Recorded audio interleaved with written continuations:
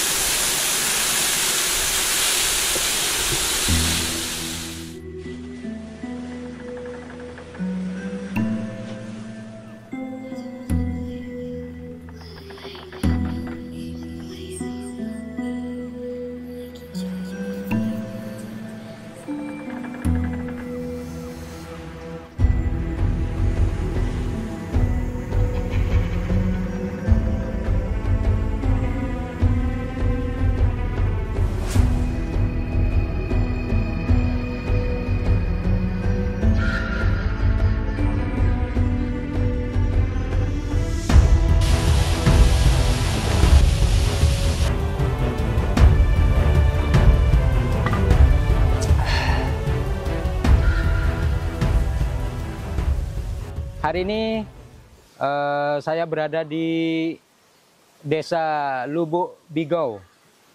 Lubuk Bigau itu Kecamatan Kampar Kiri Hulu di Riau. Ini kecamatan yang berbatasan dengan Sumatera Barat. Hai netizen, saya Arika Harmon tepatnya.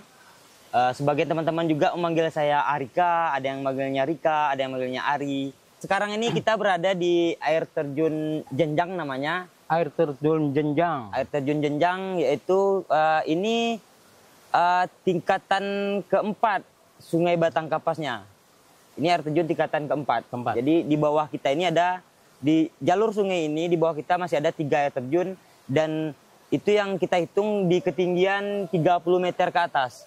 Nah di atas ini ada 3 air terjun lagi. Di jalur sungai, di jalur anak sungai yang satu ini. Nah, di jalur anak sungai sebelah ada beberapa lagi, dan di jalur anak sungai sebelahnya ada beberapa lagi. Jadi kita seperti dikelilingi banyak air terjun. Itu dia, Bang. Yang paling tinggi, yang paling trek yang inilah. Itu yang dikenal sama kawan-kawan air terjun Batang Kapas. Air terjun Batang Kapas. Ya, 2017 kami ukur manual ketinggiannya 165 meter. 165 meter. Jadi netizen kalau penasaran ingin jelajah alam di Riau, di Kampar Kiri Hulu, ada baiknya Kecamatan Desa Lubuk Bigau bisa menjadi pilihan. Bisa ceritakan tentang desa ini, Om? Bagaimana teman-teman semuanya menjaga hutan dan bersebati dengan alam lah, Om. Gimana, Om? Coba cerita, Om. Tentang menjaga hutan ya. Ya, menjaga hutan, terus kemudian memanfaatkan untuk keberlangsungan hidup dan lain-lain lah.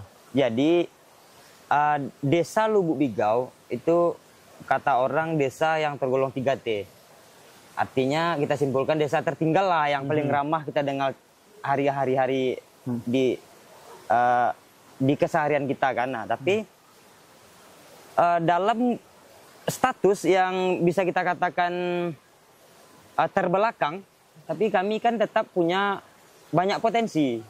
Punya banyak potensi, baik itu sumber daya alam ataupun sumber daya manusianya. Nah, dalam hal ini kita cukup mungkin berbicara terkait air terjun. Bagaimana sih bisa air terjun ini sampai detik ini masih bisa terjaga? Itu pertama memang karena letak strategis kita. Letak strategis kita yang jauh dulu, akses memang susah. Kemudian masyarakatnya masih masyarakat asli. Itu satu, itu yang menjadi target utamanya, yang menjadi alasan utamanya. Kenapa kita masih bisa menikmati keindahan alam yang sedemikian rupa. Dengan beberapa air terjun, dengan kondisi hutan kita yang memang betul-betul asri. Rasa menjaga itu harus lahir memang dari masyarakat itu sendiri. Itu yang membuat ini masih bisa tetap terjaga. Nah, dan itu semua air terjun seperti itu ya? Semua kondisinya? air terjun yang ada. Semua air terjun yang ada itu sudah dibuatkan perdes bahwa tidak boleh ditebang kayunya. Di radius 1 kilo dari air terjun. Dari semua air terjun ini? Dari artinya? semua air terjun. Radius 1 kilo dari air terjun itu tidak boleh ditebang. Nah, itu bunyi perdesnya. Nah, dan itu terbukti karena yang membuat perdes dimusyawarahkan dengan pemuda, pemerintah desa, pemangku adat. Nah, itu terbukti masih bisa terjaga sampai hari ini. Ya. Sejak 2015. Kemudian yang bisa saya katakan yang jadi kunci dalam hal ini sebenarnya pemuda. Pemuda. Ya. Ketika pemuda memang berniat untuk melindungi itu, maka tidak ada yang bisa menghalangi lah jatuhnya.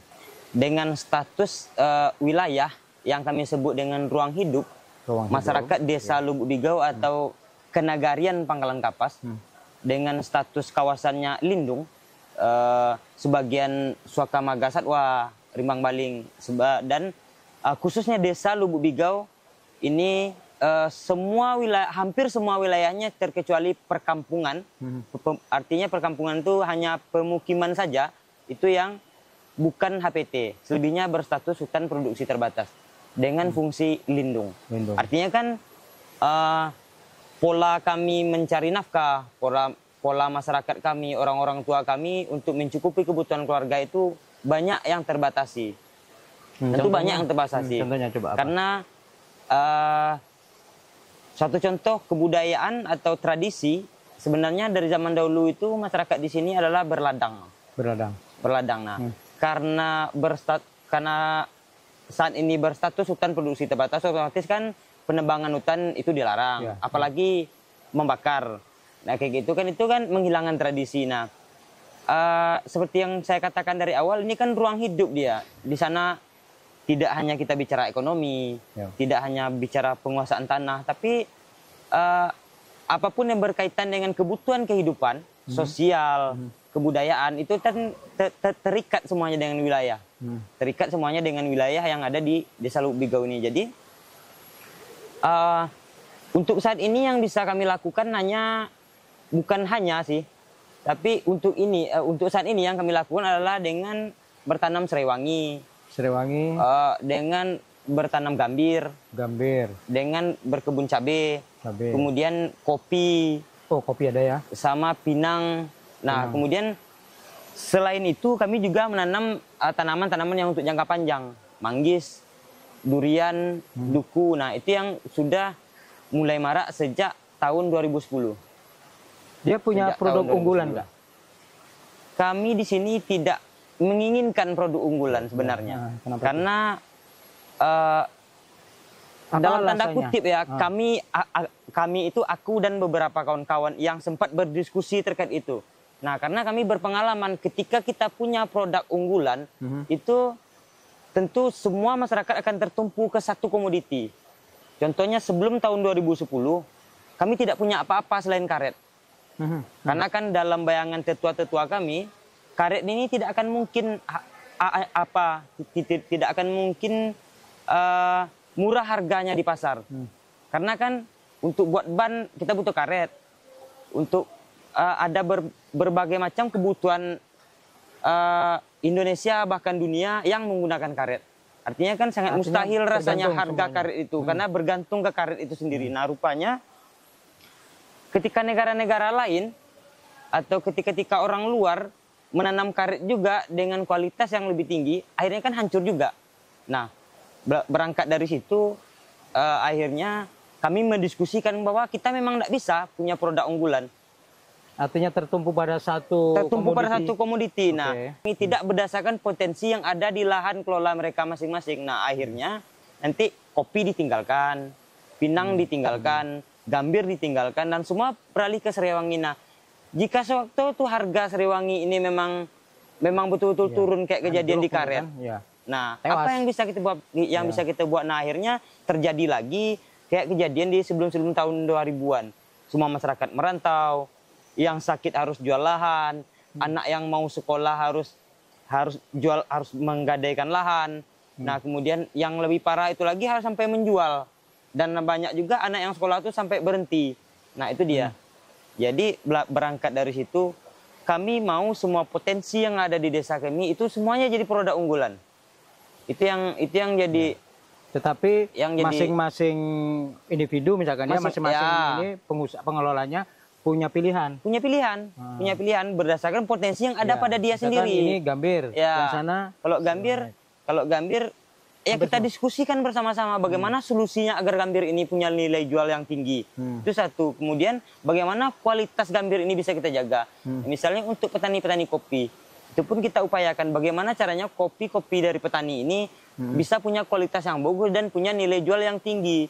Sehingga Pinang pun seperti itu dalam keinginan kami. Dan semua produk-produk yang ada di desa itu memang punya nilai yang sesuai dengan kebutuhan-kebutuhan hidup yang ada di desa. supaya tidak dominasi di satu komoditi. Iya, Jadi akhirnya dibuat variasi, ada banyak pilihan. ada banyak pilihan. Salah satunya supaya kita tidak ketergantungan pada satu kan. Iya, Ketika Iya. ini misalkan lagi naik, kemudian itu tiba-tiba terus tiba-tiba anjlok harganya. Ya, misalkan dari permainan pasar atau apalah nggak ngerti, Ya, tiba-tiba di blok dalam tanda kutip. kita internet. Ya betul. Otomatis kan. Nah, kenapa kami mau didampingi oleh Yayasan Hutan Riau itu berangkatnya dari beberapa kali diskusi antara Yayasan Hutan Riau dengan semua unsur masyarakat yang ada di Desa Lubigau. Nah, kalau saya tidak salah itu ada 3 kali diskusi sehingga kami memutuskan untuk menerima Yayasan Hutan Riau untuk mendampingi desa kami menjadi. Sebelumnya sudah ada yayasan atau lembaga lain yang di sini. Sebelumnya sempat saya teruskan karena Yayasan Hutan Riau itu memulainya dengan kegiatan foto voice. Kegiatan foto voice yang difasilitasi oleh Yayasan Hutan Riau itu adalah sebuah kegiatan di mana semua pemuda dilibatkan.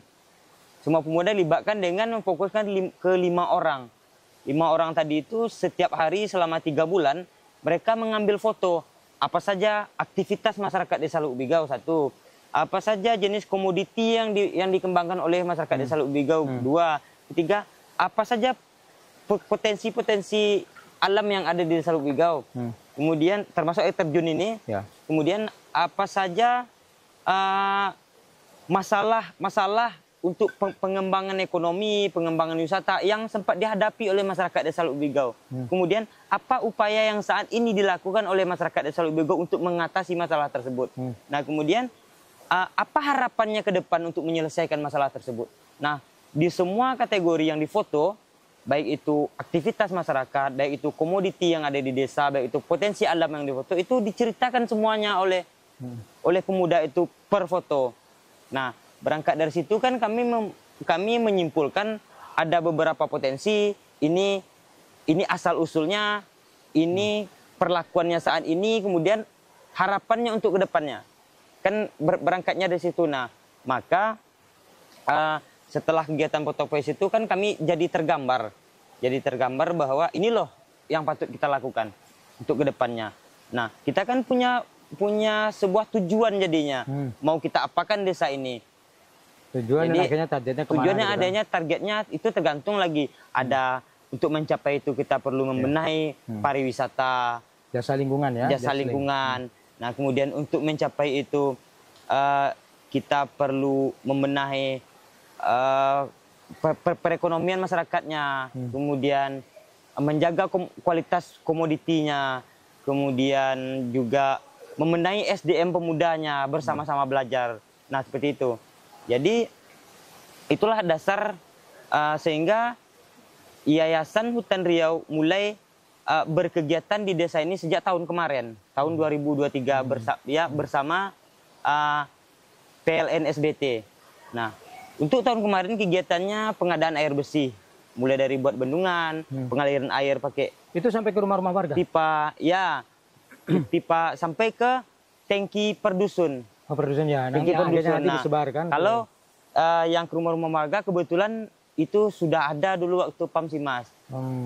Cuman kan karena bendungannya udah tua dan udah roboh, jadi digantilah selang dan bendungannya. Tadi dibilang bahwa 1 kilo radius 1 kilo ya, di 1 kilo wilayah air terjun itu tidak boleh ada pemanfaatan hutan ya. Ya.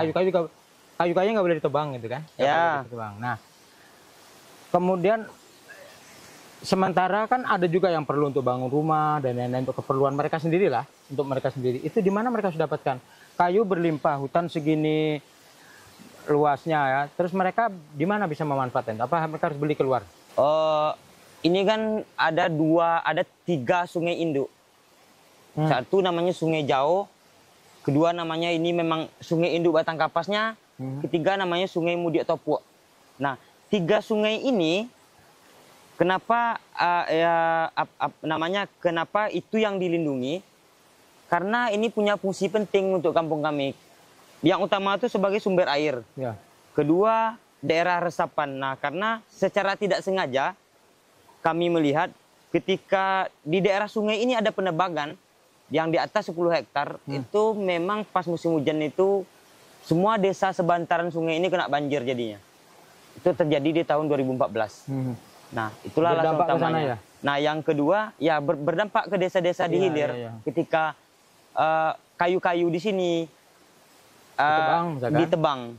Dampaknya di bawah? Dampaknya di bawah, di desa-desa sebantaran sungai. Puluhan desa di bawah. Artinya kena dampaknya. Kalau desa kita enggak ada pengaruh, karena belum pernah air naik sampai ke desa kita. Tapi yang kena tuh desa-desa di bawah kita. Sepanjang bantaran sungai ini. Karena kan karakteristik Kampar Kiri Hulu sama kayak karakteristik masyarakat Melayu lainnya kan. Kita identik tuh rumah di pinggir-pinggir sungai.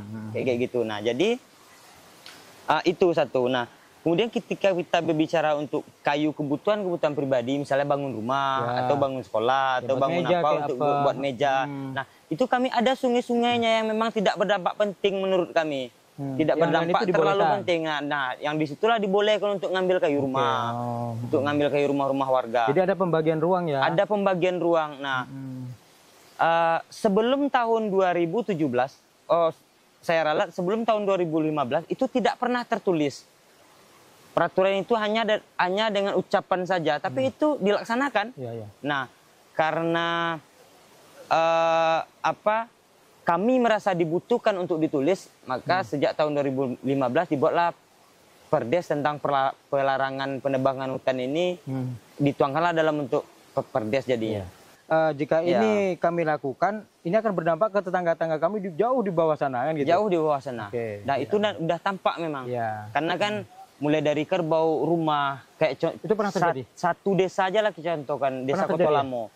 Di 2014 itu, kalau tidak salah 2014 dia tuh 2014 akhir, dia kan secara kebetulan masyarakat berladang bersamaan di atas 10 hektar.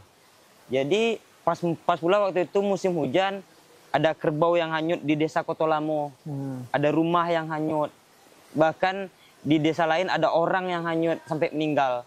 Itu kejadian waktu itu. Nah, semenjak itu di areal sungai ini tidak pernah diganggu lagi, dan kami belum pernah dengar banjir separah itu. Belum pernah kami dengar banjir yang separah itu. Kita selaku manusia yang mempunyai sebuah daerah yang lahir di satu tempat, yaitu Desa Lubuk Bigau, suatu saat nanti ketika akses desa sudah bagus, kemudian masyarakat di sini sebagian besar sudah punya pendidikan yang tinggi, sudah berpengetahuan. Nah, otomatis kan tidak mungkin hanya kami saja di sini. Akan ada pendatang, akan ada pedagang yang masuk ke sini, akan ada siapa-siapa. Nah, karena jadi yang ingin kami raih sebenarnya ada kesetaraan hidup. Kesetaraan hidup antara kami dengan orang yang datang ke desa kami.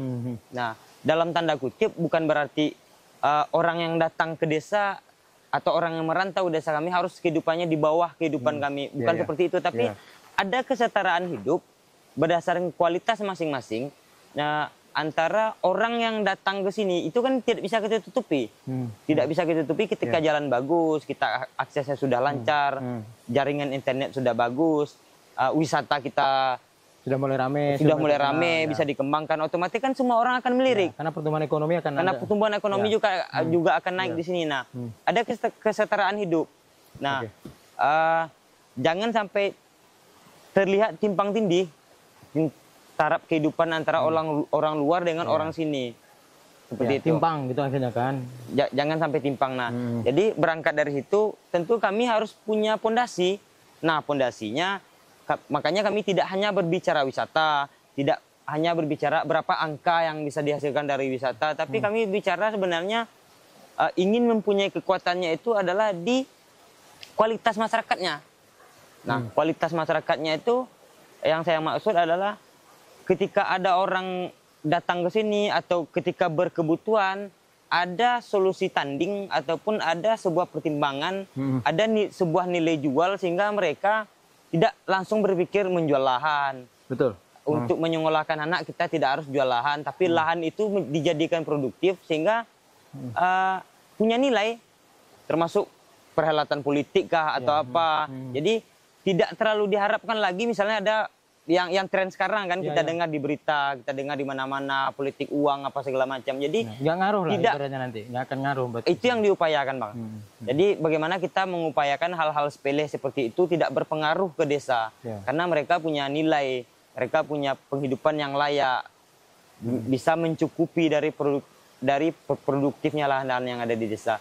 Itulah alasannya mengapa kami tidak punya produk unggulan tadi juga. Jadi sebenarnya tidak ada satu model yang kami buat. Misalnya kita harus mengembangkan kopi, kita harus jadi penghasil kopi yang terbesar di Riau misalnya. Kami tidak punya cita-cita seperti itu, tapi bagaimana dengan kopi yang ada ini bisa mensejahterakan masyarakat di sini. Bagaimana dengan Sriwangi yang ada bisa membuat desa kita menjadi mandiri. Kalau Bapak ini punyanya kebun kopi, otomatis kan ahlinya di kopi. Kalau keluarga lain mempunyai kebun gambir, otomatis kan keahliannya di gambir. Nah, misalnya kalau kita buat produk unggulan atau kita punya cita-cita ingin jadi apa namanya? Ingin jadi penghasil kopi terbesar di Riau misalnya. Nah, petani serai kan belum tentu tahu dia cara merawat kopi. Nah, yang petani pinang, yang petani gambir belum tentu juga kan tahu dia bagaimana cara petiknya, bagaimana cara pangkasnya. Sawit apakah juga jadi alternatif bagi sebagian masyarakat? Bagi kami yang berdiskusi, tapi itu belum termasuk solusi. Rasa trauma tadi dari belajar dari karet. Kalau sempat sawit ini kejadiannya seperti karet yang kita merasa saat ini tidak akan pernah turun karena kita butuh minyak makan, bahkan ada untuk bahan bakar juga, biodiesel juga, dan semua dunia dan sehari-hari kita membutuhkan itu kan sama ceritanya kayak di karet kemarin. Kita kan tidak bisa pastikan juga, kita tidak bisa pastikan ini akan seperti saat ini harganya. Nah, ketakutan meskipun sudah ada ya beberapa yang menanam, tapi itu ya boleh-boleh saja, karena kan ya itu tadi kita hanya berangkat dari apa keahlian masing-masing, apa minat masing-masing, itu yang akan kita jaga sama-sama. Nah, seperti petani-petani yang sudah mulai menanam sawit, kami hanya bisa memberikan informasi sawit itu inilah bibitnya yang selayaknya kita tanam. Kemudian pola pemupukannya seperti ini loh sebenarnya kalau sawit itu ketika dia butuh ketika dia butuh tumbuh itu, contoh kecilnya ketika sawit itu butuh tumbuh, kita tidak bisa beri dia pupuk yang berunsur kalium. Ketika dia butuh buah, kita tidak bisa beli pupuk urea. Hal-hal seperti itu yang bisa kami sampaikan. Artinya kami tidak pernah mendiskreditkan salah satu komoditi yang dikembangkan oleh masyarakat. Tanam saja silakan. Tanam saja silakan. Kalau rasa-rasanya itu yakin, ya udah tanam saja. Tapi pengetahuan kami melihat dari luar, ini loh polanya, bibitnya seperti ini, yang bagus, pola perawatannya seperti ini. Kalau aku pribadi memang belum begitu merekomendasikan untuk keluarga untuk bertanam sawit, karena kalau kejadian karet, ketika kita berpindah atau alih fungsi lahan, tanahnya tidak jauh berubah dengan kebun kopi. Artinya sama saja. Nah, saya lihat di luar, kalau sawit kita beranjak ke tanaman lain dengan kondisi tanah bekas sawit, itu rasanya agak sulit. Perlu penanganan untuk penanganannya. Nah, kalaupun nanti sawit itu begitu menjanjikan, aku tetap merekomendasikan jangan semua lahan yang ada ditanami sawit. Artinya sisakanlah untuk satu atau dua komoditi lain. Baik. Jangan semuanya ditanami sawit. Kita sudah di ujung cerita ini. Iya. Karena kita juga perlu mandi untuk menyegarkan tubuh kita di air terjun. Terakhir Om, apa mimpi besar Om Ari bersama teman-teman di Desa Lubuk Bigau? Sebelum kita tutup. Mimpi besar aku ya, lagi-lagi tidak bicara angka Bang. Aku tidak mengharapkan masyarakat Desa Lubuk Bigau ini menjadi kaya semuanya. Tapi aku ingin Lubuk Bigau ini tetap seperti ini secara prinsip. Yang bisa yang bisa menghargai manusia lain seperti dia menghargai dirinya sendiri sebagai manusia. Itu saja. Mungkin itu yang harus kita rawat terus, sehingga ruang hidup ini menjadi bermanfaat untuk diri kita sendiri dan tidak mengganggu ke orang lain. Salah satu contohnya yang sudah diperhatikan selama ini yaitu tentang menjaga hutan itu ya. Menjaga hutan itu salah satunya. Nah, tapi tidak semerta juga karena kita kan punya kebutuhan kan. Jadi artinya dengan potensi yang ada itu kebutuhan sekolahnya, segala kebutuhan pokok, kebutuhan waktu sakit, kebutuhan hidup untuk berkehidupan sehari-hari itu bisa dicukupi dengan ini. Baik, obrolan yang menarik. Cuman sayang sekali waktu yang tidak memungkinkan.